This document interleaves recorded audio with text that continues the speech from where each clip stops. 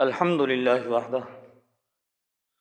والصلاة والسلام علی من لا نبی بعدہ اما بعد فاعوذ باللہ من الشیطان الرجیم بسم اللہ الرحمن الرحیم فلما دخلوا على يوسف آوى إليه أبويه وقال ادخلوا مصر إن شاء الله آمنين صدق اللہ العظیم۔ آج ہم اپنے درس قرآن کا آغاز سورہ یوسف کی آیت نمبر 99 سے کر رہے ہیں۔ اللہ تبارک و تعالی ارشاد فرماتے ہیں فلما دخلوا علی یوسف، پس جب وہ سب لوگ یوسف علیہ السلام کے پاس آئے۔ پچھلے درس میں آپ حضرات سن چکے ہیں کہ حضرت یوسف علیہ السلام کے بھائی حضرت یوسف علیہ السلام کے پاس آئے، انہوں نے اپنی غلطی کا اقرار کیا۔ حضرت یوسف علیہ السلام نے انہیں معاف کر دیا اور انہیں یہ فرمایا کہ تم جاؤ واپس اور سارے خاندان کو، سارے قبیلے یعنی گھر کے جتنے افراد ہیں ان کو یہاں لے آؤ۔ حضرت یوسف علیہ السلام کے بھائی ان سارے گھر والوں کو لے کر مصر پہنچے۔ فرمایا فلما دخلوا علی یوسف، پس جب یہ سب لوگ حضرت یوسف علیہ السلام کے پاس آئے، آوا الیہ ابوی، یوسف علیہ السلام نے اپنے والدین کو خاص جگہ عطا کی۔ اس سے یہ معلوم ہوتا ہے کہ اپنے بڑوں اور بزرگوں کے لیے خاص طور سے والدین کا ادب، احترام، مقام اور عزت انہیں بخشنی چاہیے۔ وقال ادخلوا مصر ان شاء اللہ آمنین، اور کہا کہ مصر کے اندر داخل ہو جاؤ اگر اللہ تبارک و تعالیٰ نے چاہا تو اطمینان کے ساتھ۔ حضرت یوسف علیہ السلام کا خاندان حضرت یوسف علیہ السلام کے پاس پہنچا۔ حضرت یوسف علیہ السلام اپنے وزیروں، مشیروں، آوان، مددگاروں کے ساتھ موجود تھے۔ جس وقت انہیں دیکھا تو ان کا خاص استقبال کیا حضرت یوسف علیہ السلام نے۔ تورات کے مطابق، تورات میں یہ ہے کہ جب یوسف علیہ السلام اپنے والد اسرائیل کے استقبال کے لیے جوشن سے نکلے، فرمایا پھر یوسف علیہ السلام اپنے والد کے گلے لگے اور بہت دیر تک روتے رہے۔ تو بہرحال کئی سالوں کی جدائی کے بعد پھر آپس کے اندر ان کی جو ملاقات ہوئی، یہ عجیب مناظر دیکھنے کے تھے۔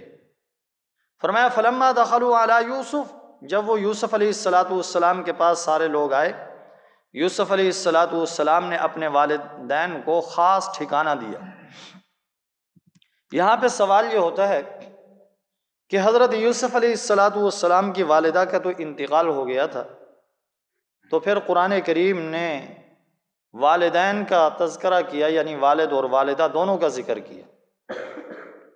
تو اس کا جواب یہ ہے کہ حضرت یوسف علیہ السلام کے والد نے ان کی والدہ کے انتقال کے بعد ان کی حقیقی بہن یعنی حضرت یوسف علیہ السلام کی خالہ سے نکاح کر لیا تھا، اور خالہ بھی ماں کی جگہ ہی ہوتی ہے، تو اس لیے کہا آوا الیہ ابوی، کہ والدین کو خاص ٹھکانہ دیا، خاص جگہ دی۔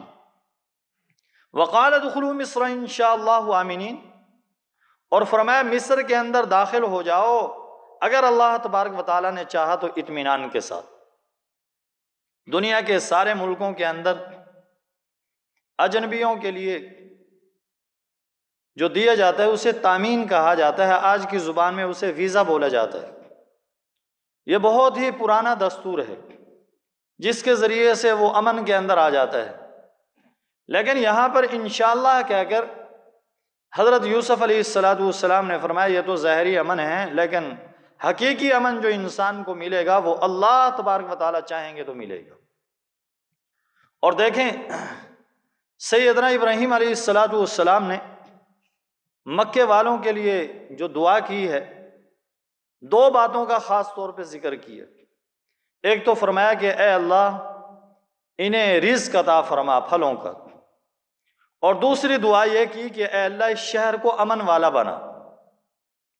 اور اللہ رب العزت نے بھی سورہ قریش کے اندر مشرکین مکہ کے اوپر جو احسانات تھے ان میں سے خاص طور پہ دو احسانات کا ذکر کیا۔ ایک تو یہ کہ اللہ تبارک و تعالیٰ نے انہیں رزق عطا کیا، روزی عطا کی۔ دوسرا یہ کہ اللہ تبارک و تعالیٰ نے انہیں اطمینان عطا کیا، وَآمَنَهُم مِّن خَوْفٍ، فرمایا خوف سے اللہ تبارک و تعالیٰ نے انہیں اطمینان عطا کیا۔ تو فرمایا انشاءاللہ آمنین، اگر اللہ نے چاہا تو امن کے ساتھ، وَرَفَعَ أَبَوَيْهِ عَلَى الْعَرْشِ وَخَرُّوا لَهُ سُجَّدًا، حضرت یوسف علیہ السلام نے اپنے والدین کو تخت پر بٹھایا، وَخَرُّوا لَهُ سُجَّدًا، اور وہ سارے ان کے سامنے سجدے کے اندر گر پڑے۔ سوال یہاں پر یہ پیدا ہوتا ہے کہ غیر اللہ کے لیے سجدہ تو جائز نہیں، یہ سارے کے سارے جو حضرت یوسف علیہ السلام کو سجدہ کر رہے تھے تو یہ تو غیر اللہ کو سجدہ ہے۔ تو اس کا ایک جواب تو یہ ہے کہ یہ سجدہ تعظیمی تھا، یہ سجدہ عبادت کا نہیں تھا، اور سجدہ تعظیمی سابقہ شریعتوں کے اندر جائز تھا، جیسا کہ حضرت آدم علیہ السلام کو فرشتوں نے سجدہ کیا تعظیم کے لیے۔ اور دوسرا اس کا جواب یہ ہے کہ یہ سجدہ نہیں تھا، بس وہ تھوڑا سا جھکے تھے یا زمین بوسی تھی، اسی کو سجدے سے تعبیر کر دیا۔ اور بعض رات یہ فرماتے ہیں کہ یہ سجدہ اصل میں تو تھا اللہ رب العزت کو، لیکن چونکہ اس کا سبب بنے تھے حضرت یوسف علیہ السلام، کہ حضرت یوسف علیہ السلام کو اس حالت کے اندر ان انعامات کے ساتھ دیکھا تو ایک کیفیت ان پر طاری ہوئی کہ وہ اللہ کے سامنے سجدے کے اندر گر گئے۔ شریعت محمدیہ صلی اللہ علیہ وسلم کے اندر کسی کے لیے سجدہ تعظیمی جائز نہیں غیر اللہ کے لیے، اللہ کے علاوہ سجدہ کسی کے لیے بھی جائز نہیں۔ حدیث پاک کے اندر آتا ہے نبی کریم صلی اللہ علیہ وسلم نے ارشاد فرمایا کہ اگر میں اللہ کے علاوہ کسی کے لیے سجدہ جائز قرار دیتا تو فرمایا پھر بیوی کو کہتا کہ وہ خامند کو سجدہ کرے، لیکن اللہ کے علاوہ کسی کے لیے سجدہ جائز نہیں ہے۔ اس لیے نہ سجدہ کسی نبی کو، نہ ولی کو، نہ کسی قبر کو، نہ کسی درخت کو، نہ کسی بت کو، کسی کو بھی سجدہ نہیں، سجدہ صرف اور صرف اللہ کے لیے۔ فرمایا وقال یا ابت ھذا تأویل رؤیای من قبل، حضرت یوسف علیہ السلام نے فرمایا اے میرے ابا جان، یہ میرے اس خواب کی تعبیر ہے جو میں نے پہلے دیکھا تھا۔ جس وقت حضرت یوسف علیہ السلام کے والدین اور ان کے 11 بھائی سجدے کے اندر ان کے سامنے گرے تو حضرت یوسف علیہ السلام نے فرمایا وہ جو میں نے بچپن کے اندر خواب دیکھا تھا اس خواب کی یہ تعبیر ہے کہ وہاں پہ خواب یہی دیکھا تھا کہ 11 ستارے سورج اور چاند مجھے سجدہ کر رہے، تو 11 ستاروں سے مراد وہ 11 بھائی تھے حضرت یوسف علیہ السلام کے۔ فرمایا وقد احسن بی قد جعلها ربی حقا، میرے رب نے اس کو سچ کر دکھایا۔ وہ جو خواب میں نے بچپن کے اندر دیکھا تھا اللہ رب العزت نے وہ سچ کر دکھایا، اور اس کی تعبیر یہ سامنے ہے۔ وَقَدْ أَحْسَنَ بِي إِذْ أَخْرَجَنِي مِنَ السِّجْنِ وَجَاءَ بِكُم مِّنَ الْبَدْوِ، اور میرے رب نے مجھ پر احسان کیا کہ اس نے مجھے قید خانے سے نکالا۔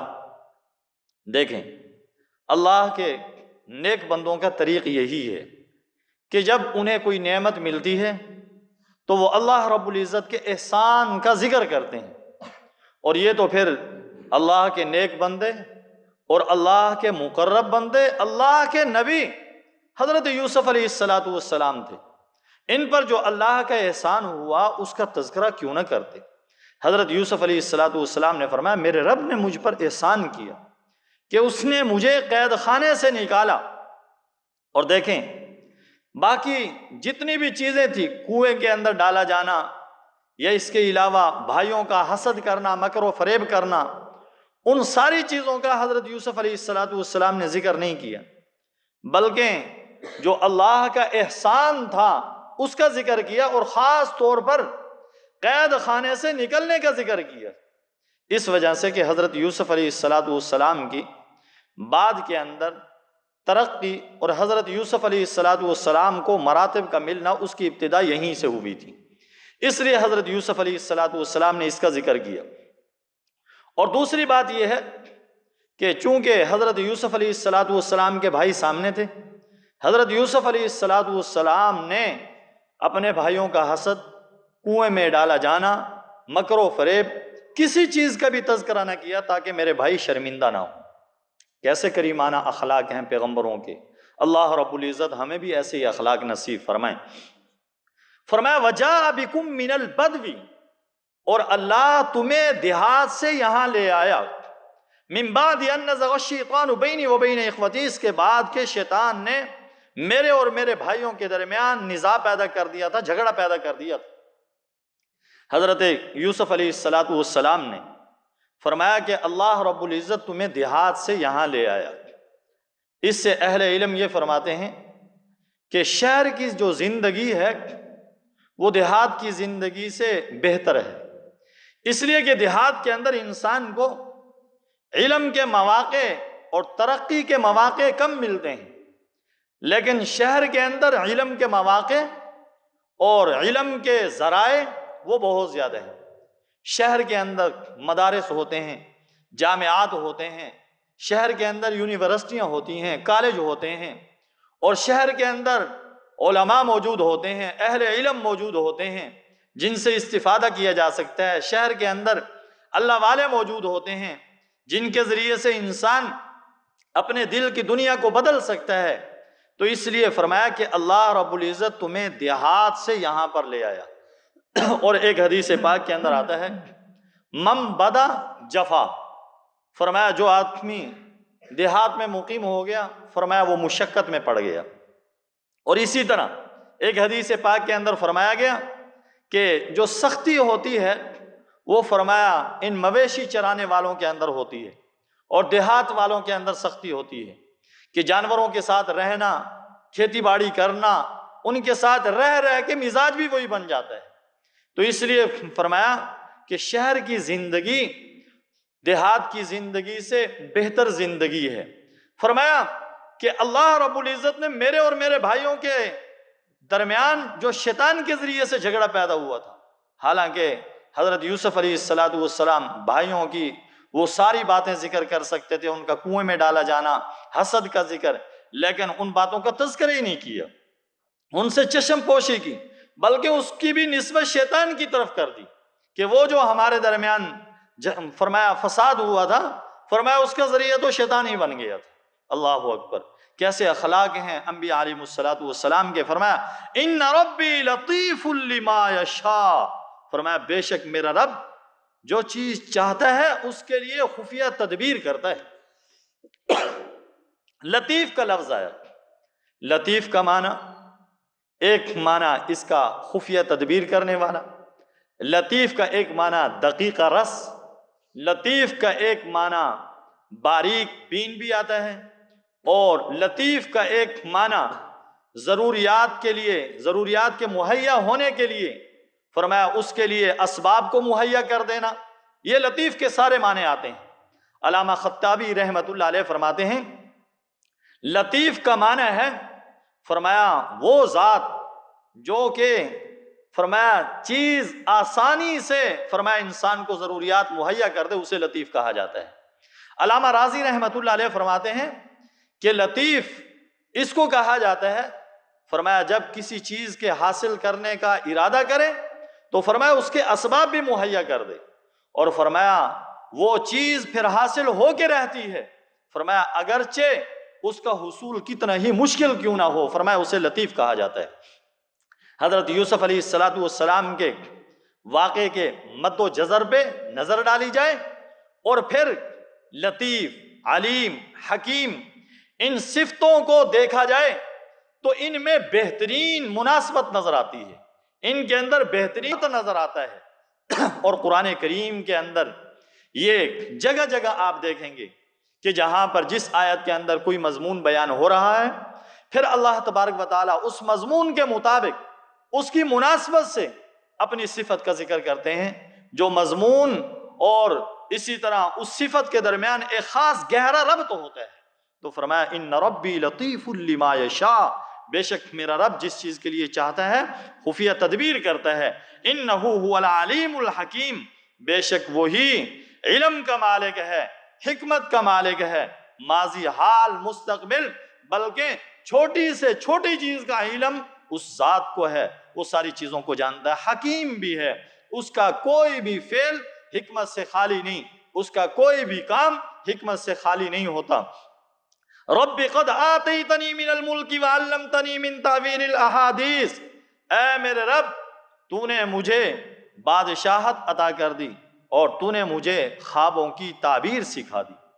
جب حضرت یوسف علیہ السلام پر اللہ رب العزت کی مادی اور روحانی نعمتیں ساری کی ساری مکمل ہو گئیں، اس کے بعد حضرت یوسف علیہ السلام نے رب کی بارگاہ میں ہاتھ اٹھا دیے اور ہاتھ اٹھا کر یہ دعا مانگی۔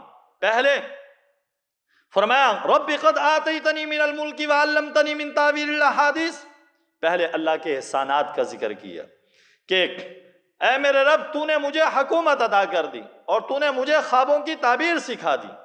پھر اللہ تبارک و تعالیٰ کی صفات کا ذکر کیا، فاطر السماوات والارض، آسمان و زمین کو پیدا کرنے والے، انت ولی فی الدنیا والآخرہ، تو ہی دنیا اور آخرت کے اندر میرا رکھوالا ہے۔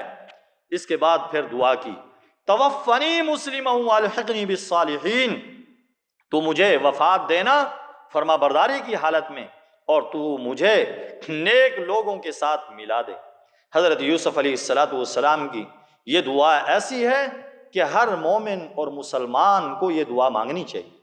یہ نبی کی دعا ہے، پیغمبر کی دعا ہے، اور سارے ہی نبیوں نے اللہ تبارک و تعالیٰ سے یہی مانگا۔